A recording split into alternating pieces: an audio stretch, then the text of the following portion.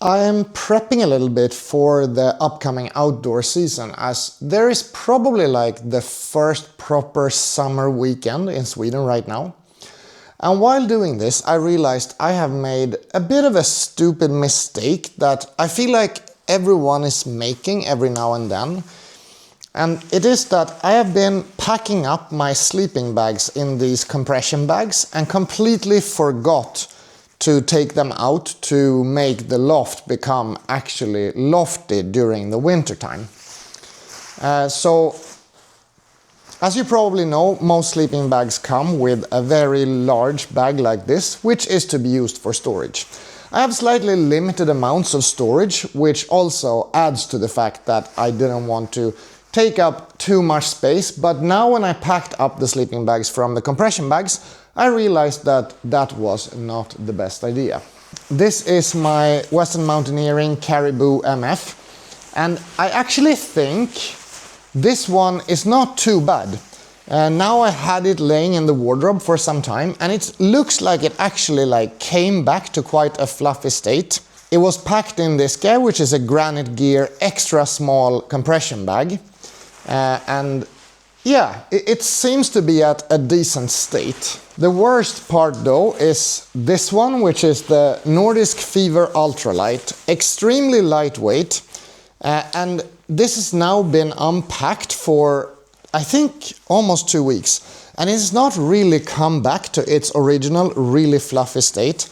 But then bear in mind, this sleeping bag was packed into this bag. It's probably the smallest package I have ever seen for a sleeping bag.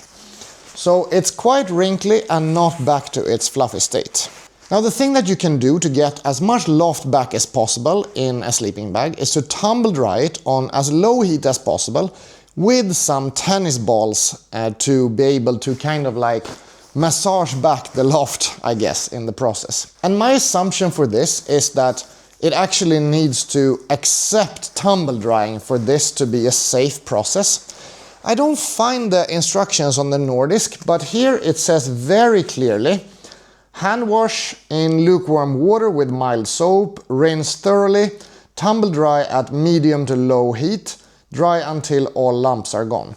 So obviously the Western Mountaineering can take tumble drying, so we're gonna try with this one and see how it does. And then I will make an informed decision about what to do with the Nordisk once I have tried with the Western Mountaineering.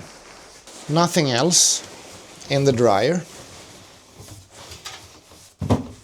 Add these hard wool balls together with it. It says here that it will take 3 hours, which seems like a lot of time. The delicate program will take 2 hours. Okay, let's take the delicate program, because I don't really feel like waiting for 3 hours. And let's give it a go. We will start it and come back in 2 hours. 2 hours have passed, the drying process is done, and let's see how it turned out.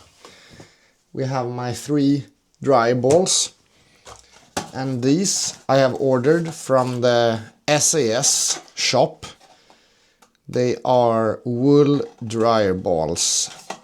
I don't know much more about them. It's the first time I'm trying them.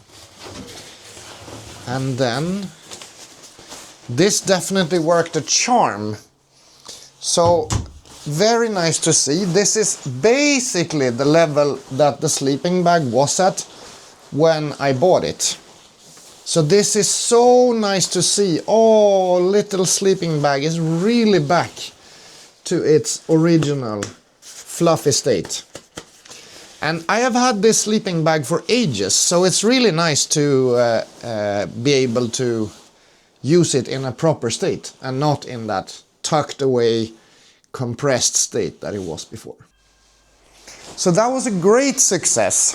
And as you can see here, the fluffiness is basically completely back into this good guy. I got so inspired. I think it will be worthwhile to test with this guy as well.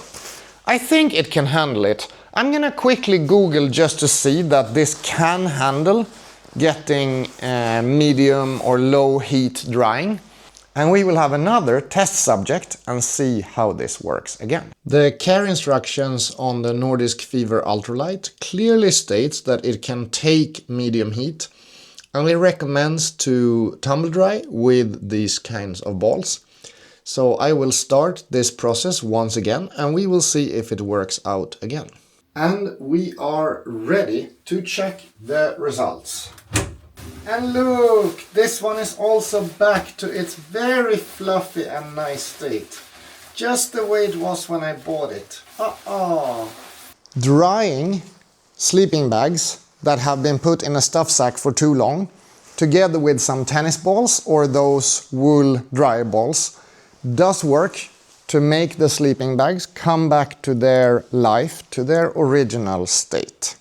I'm so happy. Now I'm ready for the summer activities to come, and these guys will not go in their compression bags more often than they have to. They are too expensive and precious products to be treated that way anymore.